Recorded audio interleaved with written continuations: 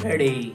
जवान मूवी के मुकाबले में आकर शुरू करते हैं आज की video. Hey everyone, what's up? It's me Nabil Shah and you're watching Nabil Verse। तो मैं लेके आया हूँ नन 2 का मूवी रिव्यू। आप लोगों को पता ही है जवान मूवी तहलके मचा रही है हर जगह और इंडिया की first day highest grossing movie बन चुकी हुई है। वो 126 करोड़ कमाया उसने एक दिन में। जिस मूवी ने एक दिन में 126 कमा लिए वो तो 1000 आराम से कमा लेगी। तो अभी हम बात करते हैं नन 2 के ऊपर, जो कि आई है रोकने जवान को। तो इस जवान जैसे बीस्ट को रोकने के लिए हॉलीवुड की तरफ से उनकी सेकंड बिगेस्ट सिनेमैटिक यूनिवर्स जो है कॉन्जरिंग यूनिवर्स की एक फ्रेंचाइज जिसका नाम है नन 2, वो आई है जवान को रोकने के लिए और उसी का रिव्यू लेके आ गया हूं मैं। नन 2 जो मूवी है ना, पर्सनली मुझे हॉरर मूवीज बहुत अच्छी लगती है और I am a really big fan of Conjuring universe. ये उसी का एक पार्ट है नन और उसी का पार्ट 2 है ये Nun 2। Basically Conjuring cinematic universe में उनकी अपनी 3 फिल्में हैं, फिर उसके बाद एनाबेल की 3 फिल्में हैं, नन की दूसरी फिल्म ये आई है अभी, कर्स ऑफ ला llorona भी है। तो ये एक पूरा सिनेमैटिक यूनिवर्स है कॉन्जरिंग यूनिवर्स। मूवी पर्सनली मुझे अच्छी लगी है। मूवी जब शुरू होती है तो मुझे याद आता है कि यार मैंने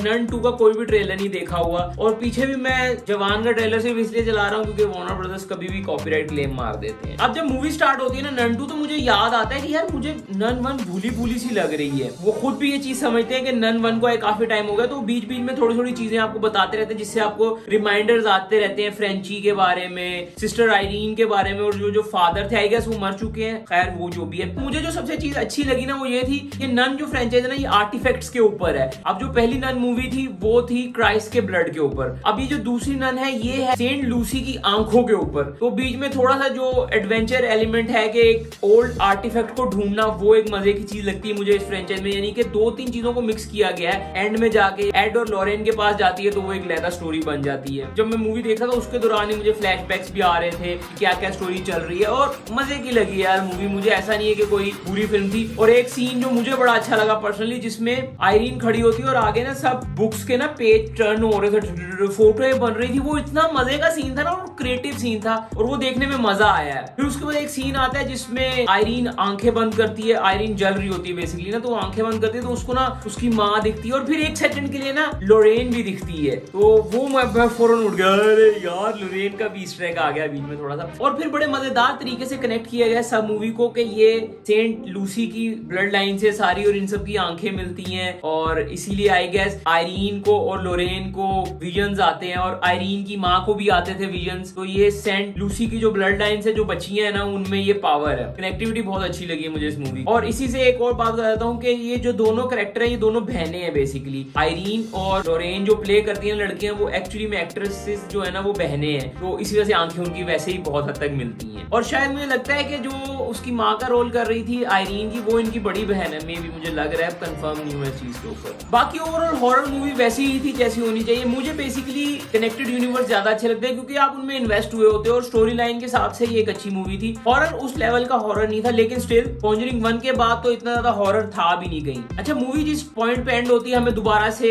एड और लॉरेन का ईस्टर एग, एड और लॉरेन का कैमियो देखने को मिलता है। यानी कि कॉन्जरिंग 4 भी कहीं ना कहीं डेवलपमेंट में है, जिसके लिए मैं बहुत ज्यादा खुश हूँ। अब हमें पता है कॉन्जरिंग 2 के बाद के जो फ्रेंची है ना वो एंड पे जाके मिलने ही वाला है एड और लॉरेन को, लेकिन इस मूवी के एंड में वो फिर से सही हो गया। अब वापस नन कैसे उसके अंदर जाएगी वो देखना हमारे लिए जरूरी है और वो मुझे लगता है कि हमें नन 3 में देखने को मिलेगा कैसे वापस वेलिक जो है वो उसके अंदर आता है। अच्छा, पूरी मूवी में ना मैं देख रहा था कि लोरेन ने इतनी इजीली वेलिक सिर्फ बोल के वेलिक को हरा दिया था और इनसे हार नहीं रहा वेलिक। और इस पार्ट में तो वेलिक की सुपर पावर भी अपग्रेड हो गई है, उसको आंखें मिल गई है तो उसकी आंखें भी येलो हो जाती है फौरन। विजुअली देखने में मजे की लग रही थी और मुझे ये फ्रेंचाइज वैसे ही बहुत अच्छी लगती है क्योंकि ये थोड़ा सा जो ओल्ड आर्किटेक्ट को दिखाती है, जैसे चैपल्स को दिखाती है, उनके कैसल्स को दिखाती है, मुझे वो देखने में बड़ा मजा आता है। पार्ट 1 में भी जो है वो पुराना सा कैसल दिखाते हैं, वो देखने में बड़ा मजे का लग रहा था। फिर इसी तरह एनाबेल भी पुराने टाइमलाइन में स्टैंड करती है और बेसिकली एड और लॉरेन की जो कॉन्जरिंग है वो भी पुराने टाइमलाइन में करती है, तो मजा आता है। और अभी जो एनाबेल 3 थी